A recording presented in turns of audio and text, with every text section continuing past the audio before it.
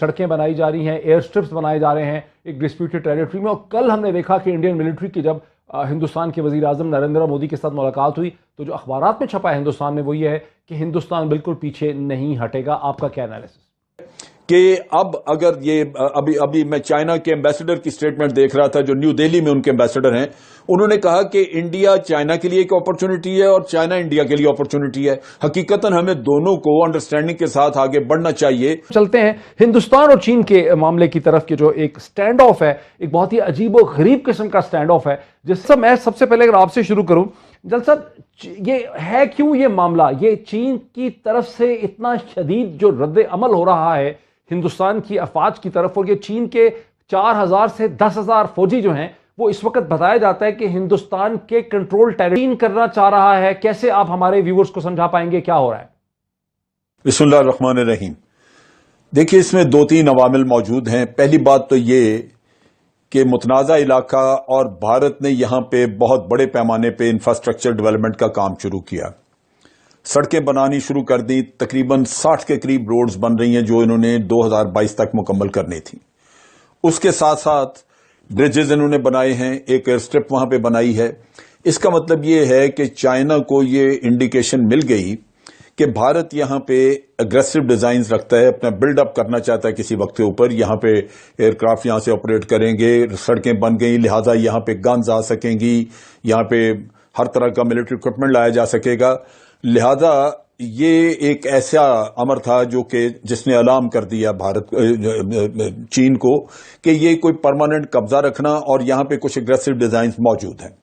دوسری طرف یہ ہے کہ یہ بھی مودی نے اپنی ایک تاریخ قائم کی کہ وہ یک طرفہ قدم اٹھانے کا عادی ہے اور کسی بھی صورت میں وہ نتائج کی طرف توجہ نہیں دیتا بلکہ وہ بڑھتا جا رہا ہے. جب آرٹیکل 370 انہوں نے ختم کیا اور یونین ٹیریٹریز بنانے کا اعلان کیا تو لداخ کے بارے میں آپ کو یاد ہوگا کہ چائنا نے بڑا واضح الفاظ میں کہا کہ جناب آپ ہماری سوورنٹی وائلیٹ کر رہے ہیں, لیکن بھارت نے اس کو رد کر دیا. اب اس کے بعد جب سی پیک کا قصہ آیا تو بھارت نے وہاں پہ مسئلہ کھڑا کیا کہ جناب چائنا ہماری سوورنٹی وائلیٹ کر رہا ہے. آپ ڈیم بنانے لگے تو پھر بھارت نے یہ مسئلہ کھڑا کر دیا. سو یہ ایک سلیکٹو قسم کی مورالٹی اور سلیکٹو قسم کی سوورنٹی کا قصہ جب سامنے آیا تو چائنا کو یہ واضح ہو گیا کہ بھارت اپنے معاملے میں تو سوورنٹی کو دیکھتا ہے لیکن دوسروں کی سوورنٹی کو پامال کرنے کے لیے تیار بیٹھا ہے.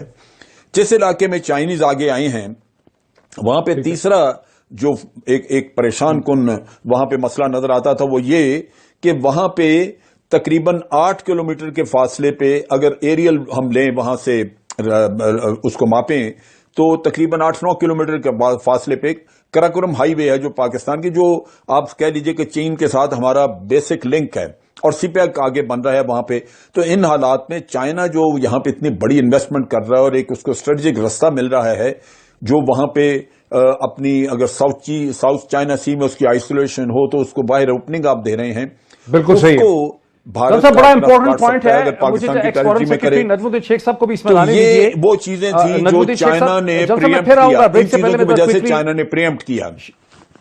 نجم الدین شیخ صاحب کو بھی میں اس پہ لے آؤں.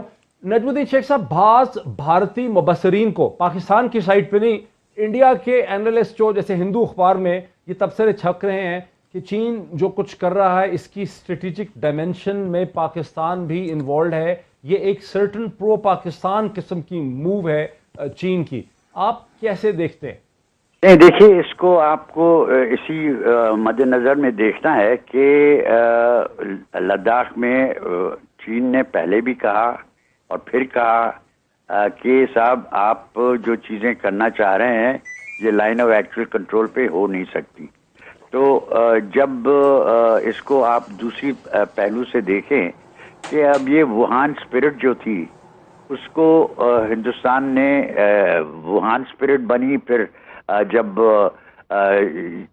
شی جن پنگ آئے ہندوستان میں آئے اور یہ کہا گیا کہ صاحب ہندوستان چاہ رہا ہے کہ ہندوستان میں انویسٹمنٹ ہو چین کی اور چین کے ساتھ رشتہ بڑھے اور ہمارے ساتھ صرف وہ ہمارا را مٹیریل نہ خریدیں لیکن ہمیں موقع دیں کہ ہم چین کے مارکیٹ کو ایکسپلائٹ کر سکیں. چین ابھی بھی ہندوستان کا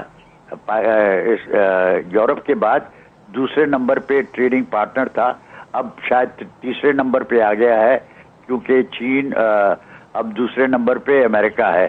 لیکن یہ سوال اٹھتا ہے کہ صاحب اگر آپ کو اس طرح ڈیولپ کرنا ہے تو آپ کو یہ خیال رکھنا پڑے گا کہ وہاں پہ آپ کی ووہان اسپرٹ، اور جو سوال تھا کہ آپ کے ساتھ وہ کوآپریٹ کریں گے، اس کو تو آپ نے رد کر دیا، کیونکہ آپ نے کہا کہ اب جو ہمارے پڑوسی ممالک ہیں، جس پڑوسی ممالک میں چین سر فہرست ہے، ان کی اگر کوئی بھی سرمایہ کاری ہوگی ہندوستان میں تو اس کے لیے ایک خاص لائسنس کی ضرورت پڑے گی۔ ٹھیک ہے، یعنی ہندوستان اور چین کے درمیان جو ایک عجیب و غریب تناؤ کی سی کیفیت ہے، ایک بہت صورتحال ہے۔ نجم الدین شیخ صاحب، آپ بتا رہے تھے ٹریڈ کا، آپ کو کیا لگتا ہے یا ہندوستان وہیں کھڑا رہے گا جو آپ کی کہہ رہے ہیں؟ جو جنرل صاحب نے ہمیں بتایا کہ بارڈر انسٹالیشن بنائی جا رہی ہیں، سڑکیں بنائی جا رہی ہیں، ایئر سٹرپس بنائے جا رہے ہیں ایک ڈسپیوٹڈ ٹیریٹری میں، اور کل ہم نے دیکھا کہ انڈین ملٹری کی جب ہندوستان کے وزیر اعظم نریندر مودی کے ساتھ ملاقات ہوئی تو جو اخبارات میں چھپا ہے ہندوستان میں وہ یہ ہے کہ ہندوستان بالکل پیچھے نہیں ہٹے گا۔ آپ کا کیا انالیسس؟ اس میں پیچھے ہٹنے کا سوال نہیں ہے، اس میں سوال یہ ہے کہ لائن آف ایکچوئل کنٹرول پہ کس طرف چلنے کا امکان ہے، اور چین کی کیا جو پوزیشن ہے وہ جسٹیفائڈ ہے on the basis of the past, اور از اٹ ناٹ؟ اب میری نظر میں یہ سارا معاملہ جو ہے اس کا ایک لارجر کانٹیکسٹ ہے۔ اچھا، وہ لارجر کانٹیکسٹ یہ ہے کہ اس وقت ہندوستان نے اپنے